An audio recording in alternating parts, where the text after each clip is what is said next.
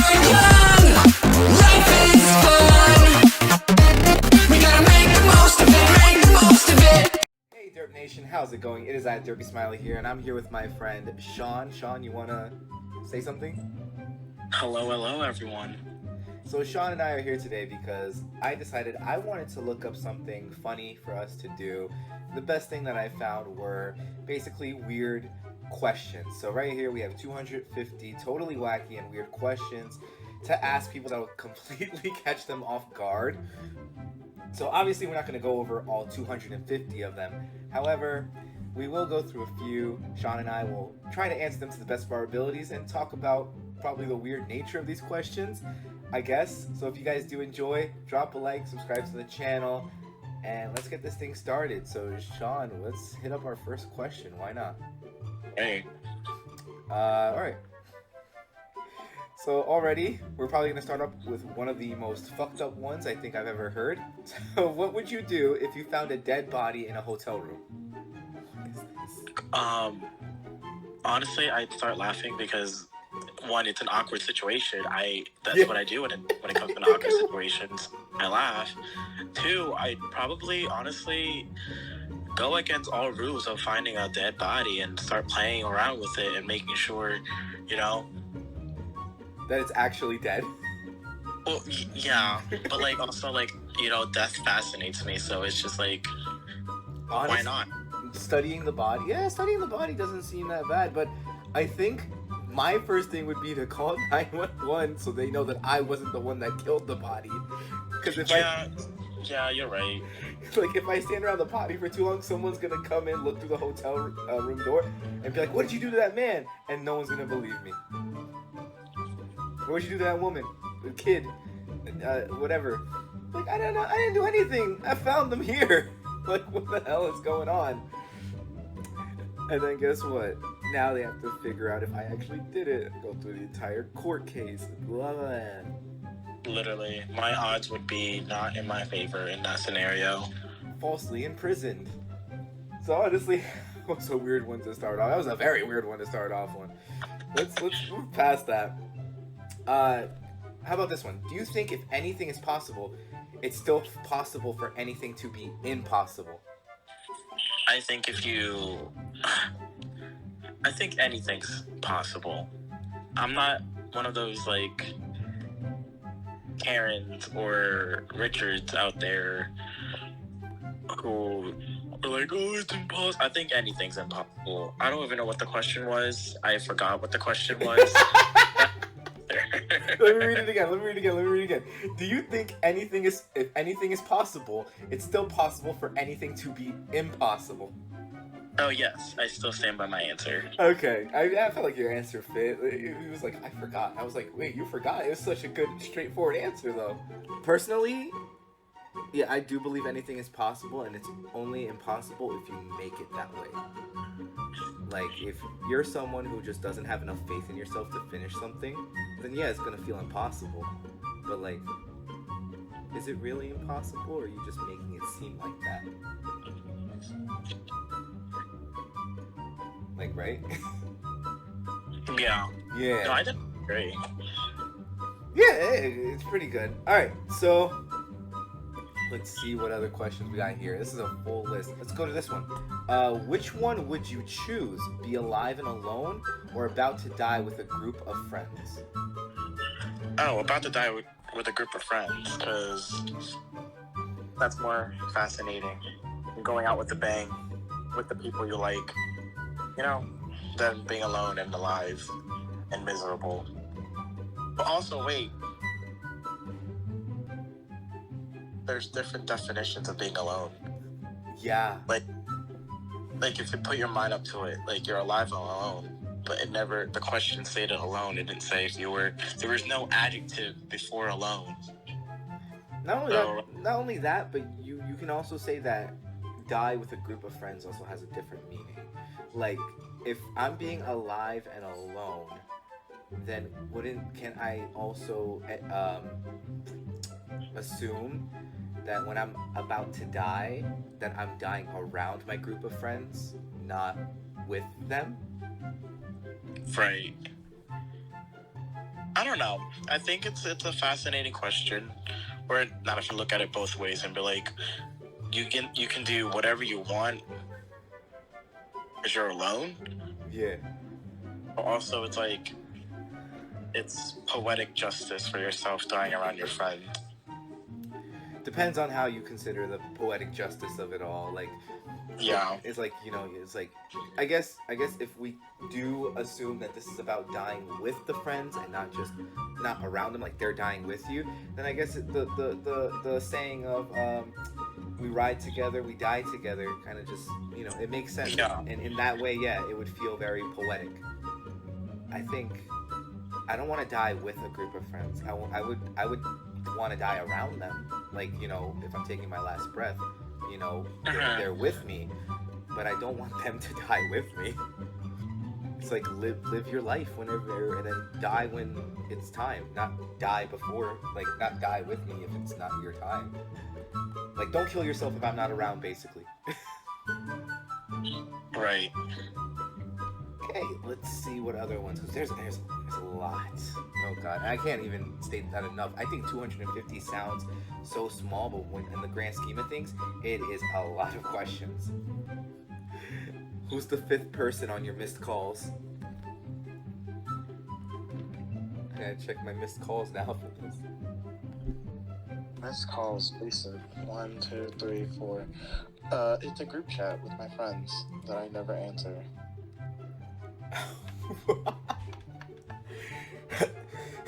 To be fair, I don't have a 5th, but I'm going to count it that, like, each person, even if they call me more than once at a time, you know how, like, it would put, like, oh, let's say your mom called you like 3 times, it would have like mom and then in parentheses 3.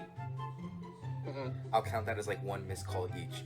So if I'm going down the line, it's 1, 2, 3, 4. So my grandmother. Okay, so if we're doing by that, it'd be my own mother. Oh god, we're both fucked for that. Oh no. Yeah, no, I'm doing it like that because I don't have a 5th person. I only have 4, and it's my grandmother twice, my best friend, then my grandmother again, and then my grandmother again, but 4 times. She calls me when I'm at work a lot, and I can't have my phone on work. So that's why I miss so many of those calls. Yeah. Wait, let's see what else we got here. Oh, which would be the nicest if animals could only talk? Which animal would be the nicest? I feel like it could be agreed on, universal. I want to hear what you have to say about that one. That's a good question. What's happened?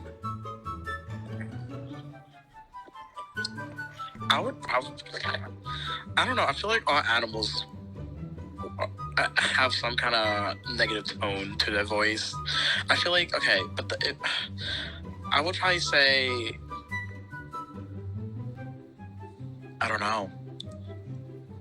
I have one. Let's in go mind. basic. I'd probably say cat. Cat? Are you kidding Yeah. me? You think cats would be nice? Yeah. Bro, they try to kill you every day. You might not know that could be their love language. Fair. But like, I honestly thought people like would quote unquote universally agree that it would be dogs. And in reality, I would still say, in my opinion, that could also still be wrong. Because honestly, I don't like dogs. nobody has ever thought about the fact that it could be a sloth. I think the sloths probably will be the nicest. I feel like sloths would be like, bitch, let me fucking sleep. I don't know. I equate like sloths to like maybe like actual children in a way. Because all they do is basically sleep all day. Mm-hmm. But like in a sense as well, like they're slow, so I feel like they would have different types of mannerisms, and they seem very laid back. Yeah. So that's why I would say a sloth. Like a lion. Oh, don't forget. Oh, lions and tigers would be the Karens of the animal kingdom. They bark. Like shit. Nope. Ain't dealing with that. Nope. You could take your animal manager ass right back where it came from. What do you think about that? Like the lions and tigers being like the Karens of like the animal universe. It would make sense. I mean, like they do think they're the top tier animals. Yeah, that's true. That's true. Yeah. I had to think about a little bit what you said before I answered. I was like, wait. I was like, yeah. Just like how Karens thinks they're always right. They think they're always right. That's true. Oh. Would it be safe for someone to park their vehicle near a fire hydrant if the vehicle is on fire? No. What if the fire hydrant is on fire? And that's ironic. We're supposed to put out fire, but also it's not on, so... It's like, wait. Right. It's like, the car's on fire. Wait, the fire hydrant's on fire. What if they're both on fire? I don't know, the logic isn't there. I mean, if a car's on fire next to a fire hydrant, then you're good. But if they're both on fire, then, like... Wouldn't that initially happen, though? If the car's on fire, you put it right next to the fire hydrant? You could also get a parking ticket. You get a parking ticket, your car's on fire. And the police is like... You park next to a fire hydrant. That's illegal. I don't know if it counts, though, if the car's on fire. To be fair, I don't know what type of police officer would even want to face that. Because the moment that a car goes on fire, 9 out of 10 times, it's going to explode. You do not want to be near that. Yeah.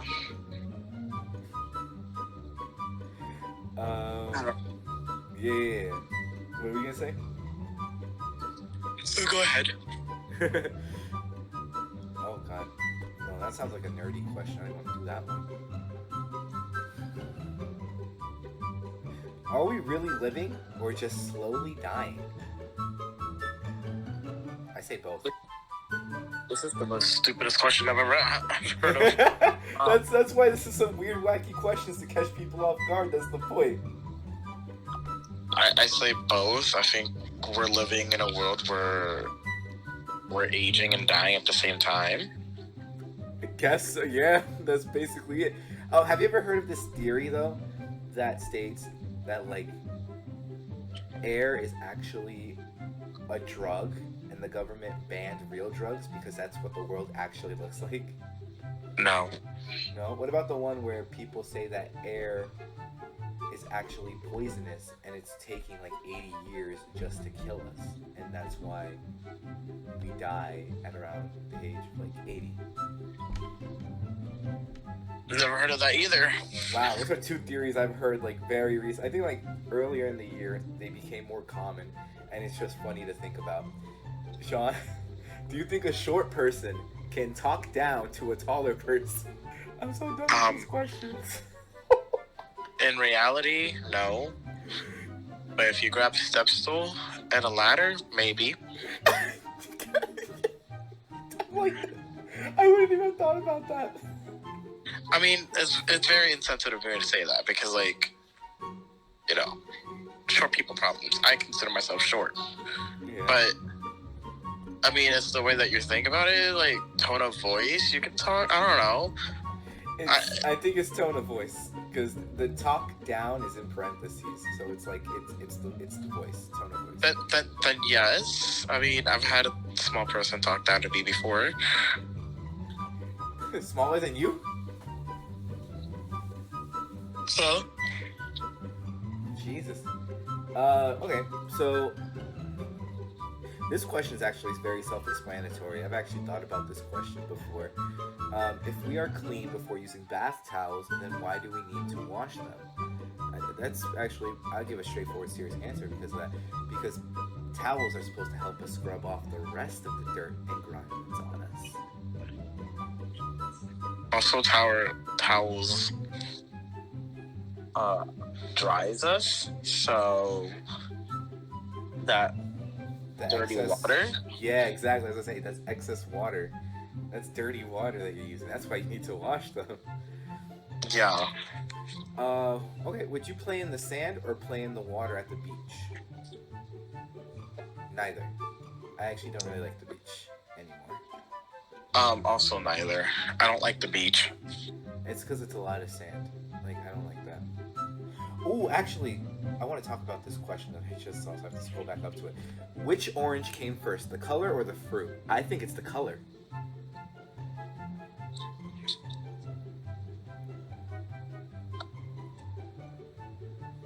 Like, what do you think? I think the fruit came first. Really? Because if you're looking at it, colors didn't come out till what? Fuck, I forgot the year. I gotta look up what year were colors invented. Theoretically, color on TV did not come out till the 1950s. Wait a damn minute. But that doesn't mean that we still didn't have color in general. Yeah, but did people see in color back then in the early ages? People in 1950 are. You're just basically saying people in 1950 were all colorblind. I do believe that the fruit came first. I think the color came first because the fruit derives its name from the color, though. Does it not?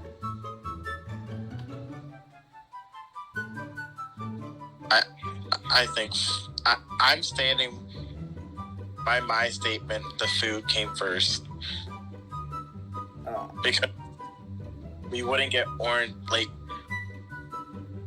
you get the orange from oranges, but how did oranges begin? We wouldn't have the color orange if it wasn't for the fruit. I thought it was the other way around. I don't think that's theoretically correct. What? It's funny because I just started looking around, like at my backpack and stuff, thinking I was going to find an answer to that question somewhere in my room, when that seems pretty impossible for me to explain. But wow, I did not think about it that way. Right. I want to move on. That felt weird for some reason. I don't know. I don't know how to feel about that question. Let's see. If you'll be expecting the unexpected, doesn't that make the unexpected expected? Big brother. I don't like that question. But That sounds more like a tongue twister. If you'll be expecting the unexpected, doesn't that make the unexpected expected?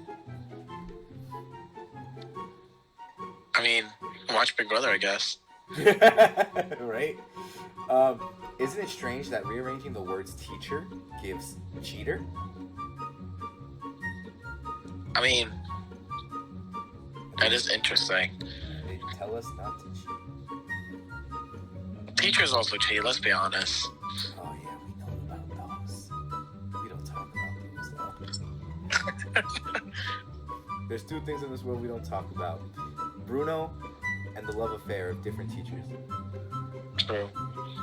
Why are the small candy bars referred to as fun sizes? Isn't it more fun to consume the big ones? My mind went straight to the gutter, but yes. I know where it went, and that's the worst part. Yes, it's fun to consume the big ones. Unless you're diabetic, Oh well, yeah. then you want the fun size. No fun sizes. All right, I'm gonna do one. Let's do one more question. One more question. I want to make it a good one. So let me see. Actually, I think it is. I guess we'll do this one since I already just like basically answered it just now. It won't be our last one. I'll pick a better one after this, but pretty sure it is. Can the word dictionary be found in the dictionary? Isn't it already in the dictionary? Can the word what? Dictionary be found in the dictionary? Like basically saying, can it find itself in the? Can it be in its own book? It's a word that's part of the English language. I'm pretty sure it is. I would say so. Has anyone ever actually tried to look up dictionary in the dictionary though? Like that's actually something that I never even thought about doing. Yeah, because dictionary's a word, and you know, Yeah, it should be. it should be in there. Yeah. Oh, this is a weird one. I don't think I've ever witnessed this one or ever did this. Maybe I did it not knowing. But is brushing your teeth possible without wobbling your bottom? I don't know. I feel like that question is very like what do you mean by like hold on. I like put toothbrushes in the bathroom, but it's like huh? I don't know what to think about that. I guess if you guys want to see the rest of these questions, answer them for yourselves maybe, there will be a link to this in the description below. And honestly, that's it for the video. So if you guys do enjoy, like I said earlier, drop a like, subscribe. Sean and I are out. Later, everyone. Bye.